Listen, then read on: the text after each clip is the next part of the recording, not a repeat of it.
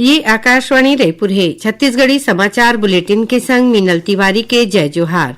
अब सुनाओ आज के प्रमुख समाचार। राष्ट्रीय खेल दिवस में 27 अगस्त के राष्ट्र भर में खेलो इंडिया संवाद के करे जाही आयोजन। प्रधानमंत्री वर्चुअल माध्यम ले देश भर के 8 लाख ले ज्यादा युवा मन ले करही गोट बात। सुकमा जिला में जंगल ले सुरक्षा बल ह माओवादी मन कोती ले डंप करेगे हथियार, गोला बारूद और विस्फोटक जिनिस करे हे बरामद। और प्रदेश में पाछू 2 दिन ले होवस सरलग वर्षा के सेती लोगन के जनजीवन होए हे प्रभावित। कतको नंदिया नरवा हवय उफान में। अब समाचार विस्तार ले। महान हॉकी खिलाड़ी मेजर ध्यानचंद के जयंती और राष्ट्रीय खेल दिवस में 27 अगस्त के राष्ट्र भर में खेलो इंडिया संवाद के आयोजन करे जाही। ये दौरान प्रधानमंत्री नरेंद्र मोदी वर्चुअल माध्यम ले देश भर के 1600 आने जगह में मौजूद 8 लाख ले ज्यादा युवा मन ले गोट बात करही। माय भारत के राज्य निदेशक अर्पित तिवारी है पत्रकार मन ले गोट बात करत बताइन कि केंद्रीय युवा कार्यक्रम और खेल मंत्रालय के माय भारत कोती ले मुख्य कार्यक्रम 29 अगस्त के जगह में 27 अगस्त के राखे जाही।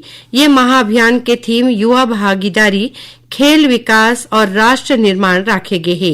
ये कार्यक्रम देश के हर एक जिला के 2 महाविद्यालय में राखे जाही, जेकर ले देश के आने हिस्सा के युवा मन ला एक कॉमन नेशनल प्लेटफॉर्म ले जोड़े जा सकी। छत्तीसगढ़ में अवैया बछर मार्च तक 5 लाख घर में सोलर पैनल लगाए के लक्ष्य राखे गए है। ये बात मुख्यमंत्री विष्णुदेव साय काली रायपुर में छत्तीसगढ़ सोलर वेलफेयर एसोसिएशन कोती ले राखे गए 2 दिवसीय संवाद कार्यक्रम के समापन समारोह में कहीन। उमन कहीन की राज्य सरकार के लक्ष्य छत्तीसगढ़ ला ऊर्जा के क्षेत्र में देश के सबले अव्वल राज्य में स्थापित करना है। श्री साय बताइन कि प्रदेश में अभी तक करीबन 95,000 घर के छत में सोलर पैनल लगाए गए हैं। मुख्यमंत्री विष्णुदेव साय आज रायपुर में राखे गए कार्यक्रम में अटल उत्कृष्ट शिक्षा योजना में शैक्षणिक और खेलकूद में बने प्रदर्शन करैया निर्माण श्रमिक मन के होशियार लइका मन ला सम्मानित करीन। ये दौरान मुख्यमंत्री डीबीटी ले 1,45,000 ले ज्यादा श्रमिक मन के बैंक खाता में 39 करोड़ रुपया ले ज्यादा की रकम भेजीन। खाद्य नागरिक आपूर्ति और उपभोक्ता संरक्षण विभाग के जम्मो व्यवस्था अब ऑनलाइन होवैया है।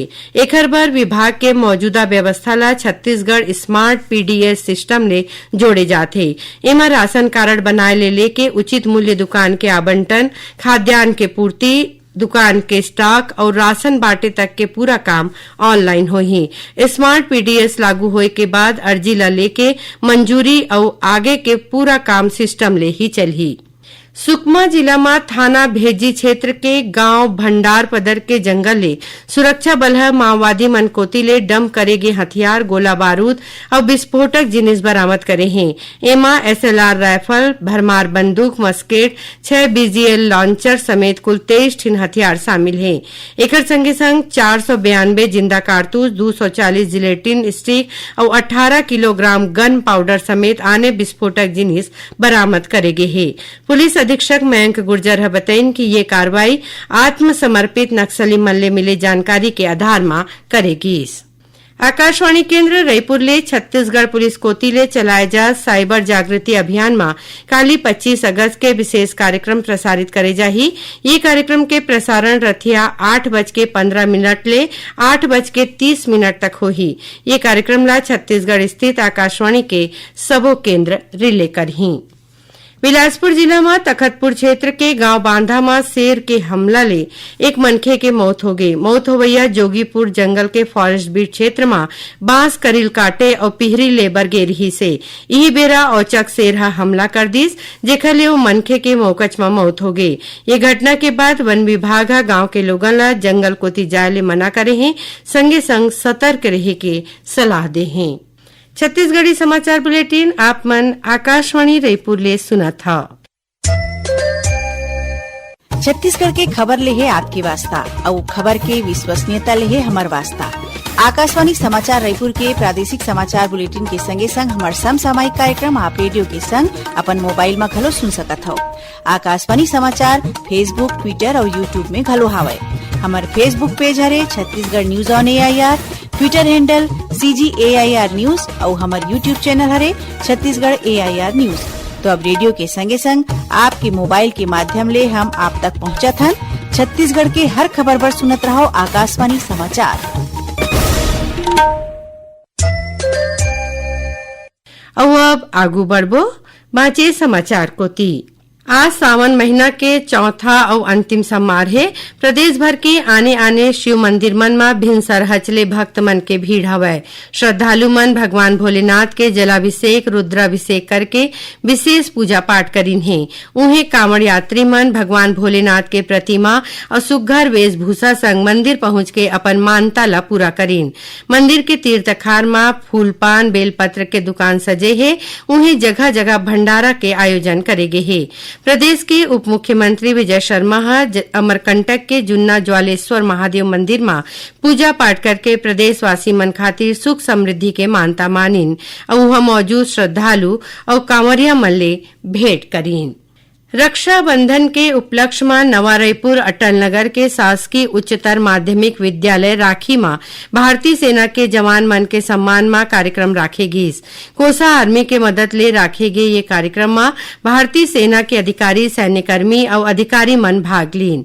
ये दौरान स्कूल के पढ़ैया नोनी मन है सैनिक भाई मन के कलाई में राखी बांध के रक्षाबंधन के शुभकामना दिन संगे संग भारतीय सेना के जवान मन बर चिट्ठी और संदेशा लिखीन। गरियाबंद के देवभोग पुलिस खुटगांव अंतरराज्य के पोस्ट में 400 किलोग्राम गांजा संग 5 जिन आरोपी ला गिरफ्तार करे है। जब्त करे गए गांजा के कीमत करीबन 2 करोड़ रुपया बताए जाते। आरोपी मन के तीर ले 6.5 लाख रुपया नकदी समेत 2 ठीन चौपहिया गाड़ी घलो जब्त करे गए है। पुलिस के मुताबिक खुटगांव नाका तीर गाड़ी के तलाशी के दौरान गांजा बरामद करे गिस। आरोपी ओडिशा ले गांजा लेके आवत रहीन। उन्हें कोंडागांव पुलिस गांजा तस्करी के 2 आने मामला में करीबन 55 किलो गांजा बरामद करे हैं, जेकर कीमत करीबन 28 लाख रुपया बताए गए है। ये मामला में 7 जिन आरोपी मन ला गिरफ्तार करे गए है। आरोपी मन के तीर ले 6 ठीन मोबाइल फोन और 2 ठीन गाड़ी घलो जब्त हुए है। उन्हें जांजगीर चांपा जिला में घलो 2 किलो गांजा संग 1 जिन आरोपी ला गिरफ्तार करे गए है। आरोपी फटफटी के डिक्की में गांजा ले जावत रही से, जेकर कीमत करीबन 1 लाख रुपया आके गए है। प्रदेश में पाछू 2 दिन ले होवा सरलग वर्षा के सेती लोगन के जनजीवन प्रभावित होए है। नंदिया नरवा उफान में हवय, जेकर ले कतकोन रद्दा के अवई जवई बंद हो गए है। राजधानी रायपुर समेत आने आने शहर के निचली बस्ती में वर्षा के पानी भर गए है। बस्तर संभाग में इंद्रावती नंदिया खतरा के निशान ले ऊपर बुहावत है। नंदिया के जलस्तर बढ़त जाते। जगदलपुर के जुन्ना पुलिया के ऊपर ले पानी बुहाते। नंदिया नरवा उफान में होए के सेती कतकोन गांव के सड़क संपर्क टूट गए है। बाढ़ प्रभावित क्षेत्र में मुनादी करा के लोगन ला चेताए जाते।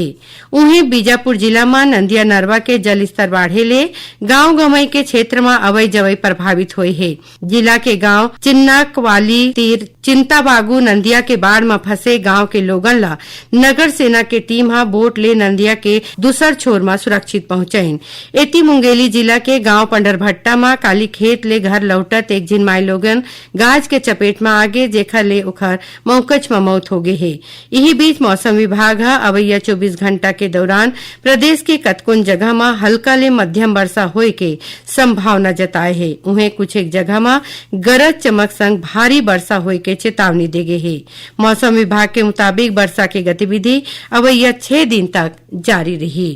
अब थोरकुन समाचार सारमा शिक्षक संघर्ष मोर्चा है प्रदेश में शिक्षक पात्रता परीक्षा टीईटी के विरोध में काली 25 अगस्त के सबो जिला मुख्यालय में टीईटी मुक्ति रैली निकाले के घोषणा करे हैं। ये बेरा में मुख्यमंत्री शिक्षा मंत्री और शिक्षा सचिव के नाम में कलेक्टर ला ज्ञापन सौंपे जाही। वन मंत्री केदार कश्यप जगदलपुर के डिमरापाल के अस्पताल पहुंच के रद्दा दुर्घटना में घायल जवान मन ले भेंट करके उनकर स्वास्थ्य के संबंध में जानकारी लीन और बने चिकित्सा सुविधा देवाए के निर्देश दीन। और बलौदा बाजार भाटापारा पुलिस स्वास्थ्य विभाग में फर्जी स्थानांतरण आदेश और फर्जीवाड़ा के मामला में 2 जिन और आरोपी ला गिरफ्तार करे है। ये मामला में अभी तक ग्रामीण चिकित्सा सहायक समेत 6 जिन आरोपी मन ला गिरफ्तार करे गए है। आखिर में प्रमुख समाचार एक घाव फेर राष्ट्रीय खेल दिवस में 27 अगस्त के राष्ट्र भर में खेलो इंडिया संवाद के करे जाही आयोजन।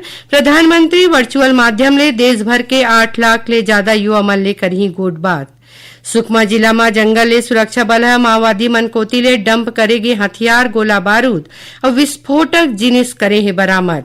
और प्रदेश में पाछू 2 दिन ले होवल सरलग वर्षा के सेती लोगन के जनजीवन होए है प्रभावित। कतको नंदिया नरवा हवे उफान में। एकरे संग छत्तीसगढ़ी समाचार बुलेटिन इहे सिरावत है। जय जोहार।